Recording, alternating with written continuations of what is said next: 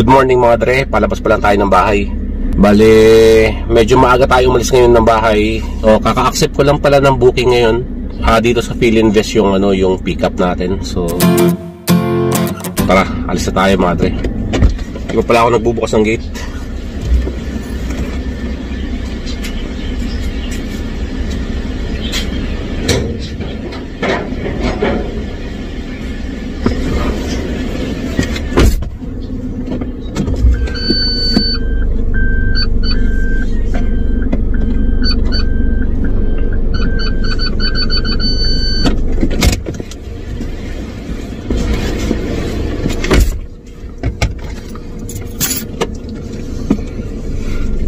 Good morning! Good morning! So, kakaalis lang natin ng bahay. Time check tayo, 8:24. 1.8 km papuntang pickup. Kaka-arrive lang natin dito sa pickup.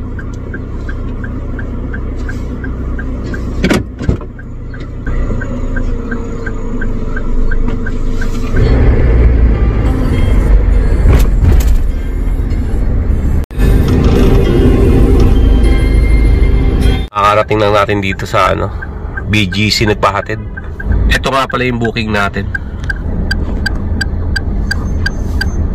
Nag-open na rin ako ng Joyride, no? Dalawa hinihintay natin. Para kung sino mauna sa kanilang dalawa. So ayun nga mga dre, naghihintay tayo ng booking dito sa BGC, no? 9:55. Hindi ko nga alam kung may papasok sa atin na booking dito. Siguro ine-expect ko na papasok sa atin booking dito, mga nakatira sa mga condominium, mga hotel. Kasi sobrang aga pa, no? Bali, dalawa nakabukas sa atin na app, Joyride, saka Grab. Balik tayo, no, yung sinabi ko last video natin. Kasi dati hindi ako nagta-top up ng malaki kay Joyride. Hindi tulad kay Grab.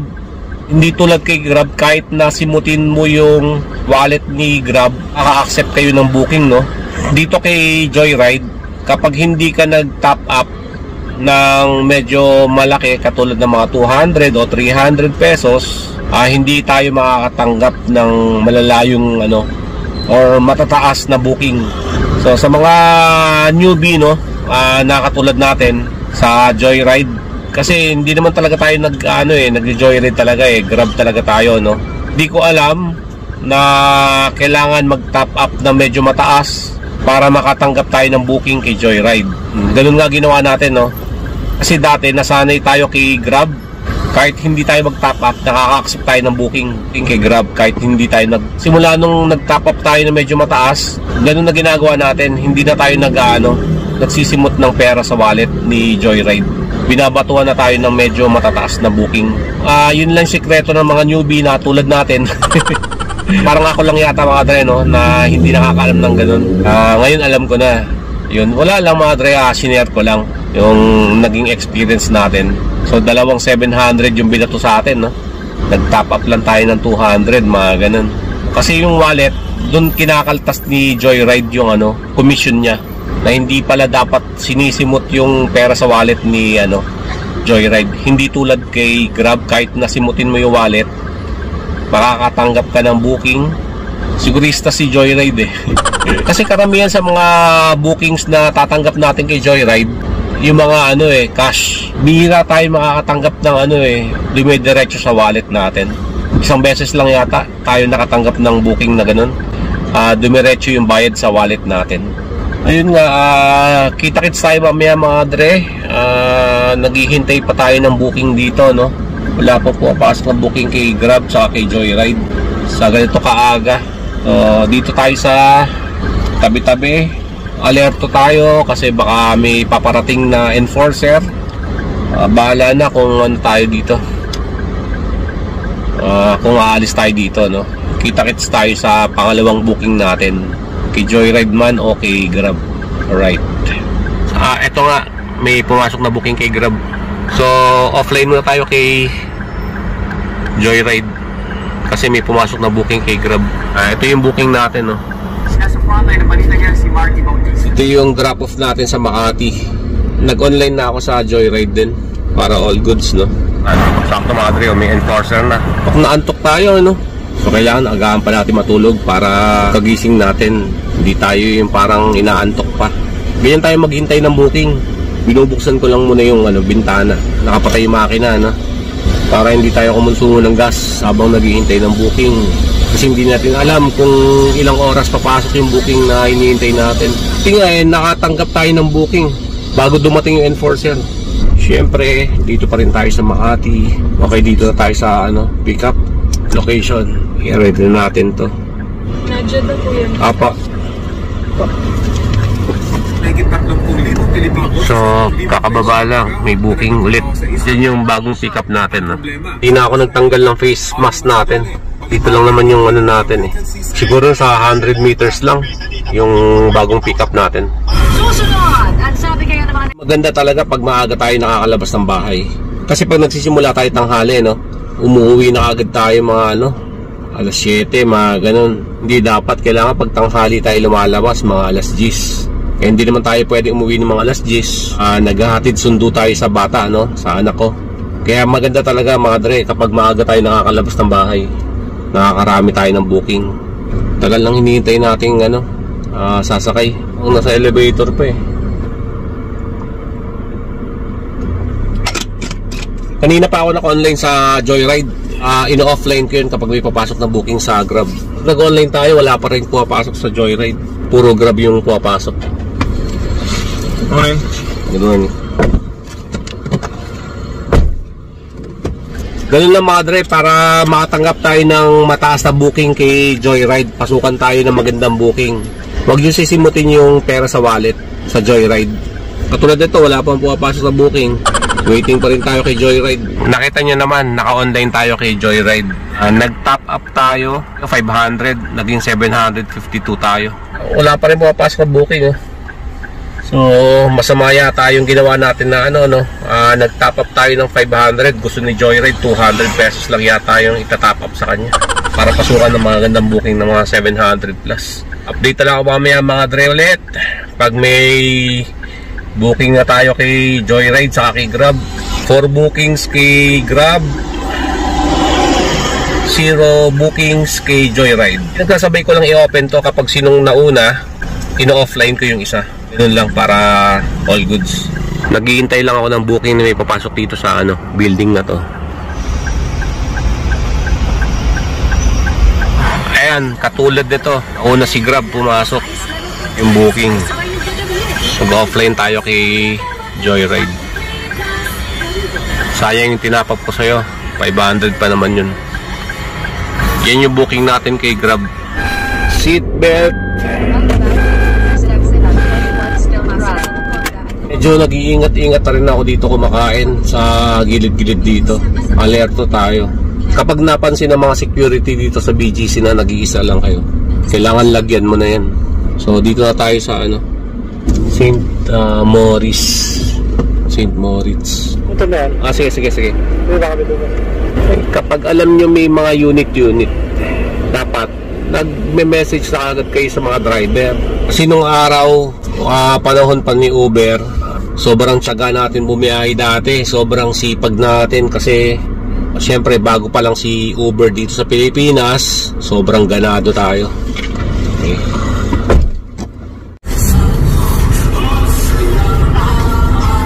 Akala nyo mga incheck kuripot. O hindi kuripot yung mga incheck, mas kuripot yung mga Amerikano rin. Sa pagka natin, pagka-experience natin sa mga booking natin. Hindi kaya tayo 400, Teka, may booking tayo. Hindi pa natin na-drop off. Ang fare niya 355. Pinapaikot pa tayo ni Waze. Tumatawag yung anak ko. Siguro nakaka-tsempo rin tayo na yung mga Amerikano na. Kasi kala nila niloloko sila, Kahit tulungan mo sila sa mga bagahe nila, wala, eksaktong-eksakto yung binabayad talaga nila. Pero itong mga Chinese, mga incheck, halimbawa 220 lang yung fare nila, binibigay nila 250, ganun. Ayaw nila yung mga sukli-sukli. Kala natin, yung mga Chinese dati, kuripot yung mga incheck. Yung mga incheck na galing China, na pumunta dito. Tawagan muna natin kasi dito na tayo sa pickup location. Namumula pala ilong ko. Naipit sa sa face mask. Hintayin natin after 5 minutes. Pag walang sumasagot, walang message man lang, Cancel natin booking. Grabe oh. Ang tagal lang ano natin. Waiting natin dito. O magkukos tayo ng traffic dito. Tingin tayo dito sa traffic na po tayo nasa libitan. Pinapaikot na naman tayo. Wala doon kasing waiting dito, no? Wala man lang message sa atin dito na ano, pababa na siya ng ano, no? Elevator or mawag man lang. Kaya tawagan natin kasi ay sagutin eh. Cancel natin booking. Yun. Kinancel na natin yung booking, madre. May 50 pesos tayo nakuha sa kanya. Kahit konting paramdam kasi wala eh. Open tayo ng ano ngayon, Joyride saka Grab. Baka sakali no, kay Joyride may pumasok na magandang booking. Mukhang maganda pasok ng booking di sa Makati. So pagka-cancel natin ng isang ano no, no show na pasahero, hindi pa tayo nakakalayo, may booking na kaagad na pumasok. Ito tayo napadpad sa Mall of Asia. Walang masyadong tao dito sa Mall of Asia. Pag dito tayo nagagawi sa Mall of Asia, tapos wala tayong baon na pagkain, no? Sa 7-Eleven lang tayo bumibili ng pagkain. Dati kasi naghahanap pa tayo ng ano eh, ng karinderya dito, no? Eh talaga wala kang mabibili ng karinderya dito. Buti na lang may ano tayo. Kabisado ko yung 7-Eleven dito. So pag dito tayo nagagawi, doon tayo bumibili pag wala tayong baon na ulam. Naka ilang bookings na tayo kay Grab. Naka 6 bookings na tayo kay Grab. Tapos kay Joyride, wala pang bookings, no? So siguro makakatanggap pa tayo ng booking dito maya-maya ng konti kasi tanghalian pa lang. Siguro mga 3 to 4.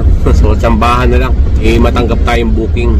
Dito muna tayo tumabi. Kahit maaraw, kaysa paikot-ikot tayo na mauubos yung gasolina natin. Galing ng pasahero mag-book, oh. Dito pinin.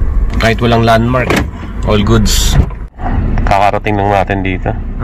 Ito yung booking natin. 86 pesos plus 10 pesos GrabPay. Ano naman tayo kay Joyride. Online na naman tayo. Kain muna tayo mga dre. Binaon natin yung ano lang, Century Tuna. Konti lang to. Ito yung booking natin, no? Pag dito talaga tayo tumambay sa Mall of Asia, malapitan lang din yung mga hatid. Dito nga pala tayo tumambay sa Shell Residences. Dito rin tayo nag-expect na may papasok na booking sa atin. Doon tayo pinapadiretso sa likod. Kasi dito sa kabilang side na pinagtambayan natin, sa B. Ito sa likod, C. 111 yung babayad niya, no? So binigyan tayo ng 120. Siguro ayaw nila yung mga ano, mga barya na mamiso, ganun. So sinasarado talaga nila, ano, parang yan, 120 yung binigay sa atin. Parang dati may nagbayad sa atin, Chinese din. Binigyan natin siya ng sukli. Siguro mamiso yata yun. Hindi niya tinanggap. Ayun nila yung mga ano, kumakalog-kalog sa mga bulsa. So waiting tayo ng booking dito, no? Sana ano tayo, makatanggap tayo ng booking dito. Ayun mga dre, oh. May nanguhuli sa bandang kaliwa natin, no?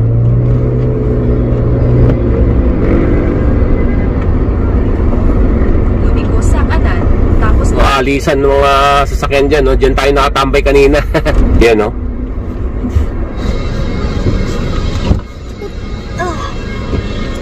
Nakababa lang na pasero natin. Ginagawa yung dito. Dito sana sila, ano eh, bababa. So hindi tayo makakaliko dito kanina kasi ginagawa yung kalsada. Buwaba na lang sila.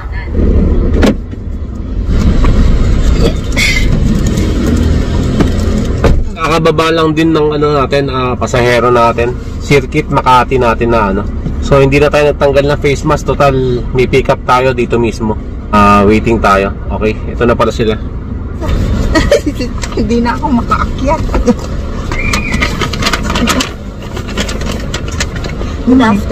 May set destination na tayo. Time check tayo. 4:13. Minsan naisipan ko rin bumiyahe sa ano eh, gabi hanggang madaling araw. Ganun yung oras yung biyahe natin dati, no? Kaso nga lang ayoko na magpuyat eh.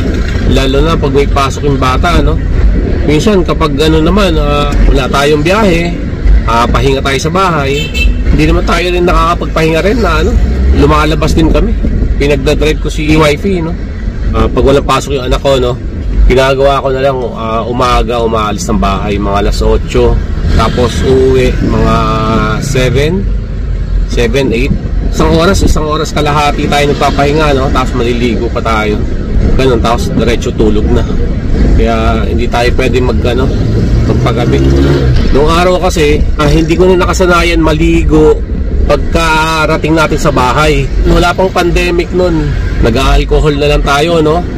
Bimpo, ganun. Kasi pag pa tayo, naligo pa tayo, pasmado aabutin natin. Kaya ngayon, 1 oras kalahati o 2 oras yung pahinga natin, no? Nanonood habang nagpapahinga, tapos maliligo, tapos diretso tulog na. Gigising na umaga, mag-aatid sa bata. Kaya pag pinasok namin yung anak ko sa school bus, susubukan ko bumiyahe ng umaga talaga. Kung kakayanin bumiyahe araw-araw. Kaso nga lang, hindi ko masisingit yung natin, no? Paano, nag-gym tayo, no? Hindi naman tayo nagpapalaki ng katawan.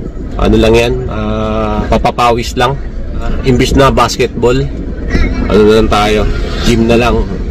Pawis lang, lightweight lang naman, tapos high reps. Itong summer siguro aayusin ko yung gym sa bahay. So nakikipagkwentuhan muna ako sa inyo mga dre, no? Habang papunta pa lang tayo sa pick up location. I-arrive na nga natin to para hintayin na tayo ng pasahero natin sasakay. Sana naghihintay na siya doon para hindi na hassle, no? Baka ano pa tayo, masita pa tayo ng enforcer dito. Okay, go po. Ay, sakit ang likod ko. Grabe. Traffic. Aray.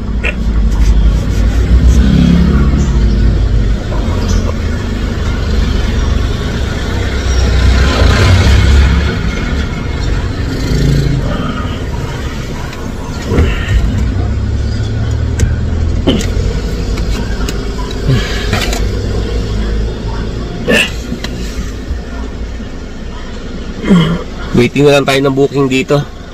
Nag-set destination na ako pauwi ng bahay. Buti may pumasok na booking.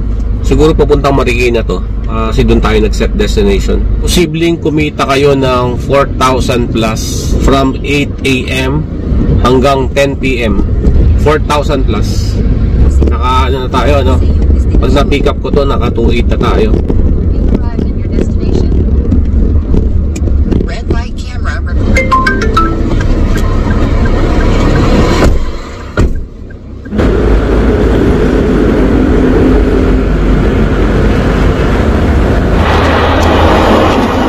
1,180 yung gas natin ngayon, premium.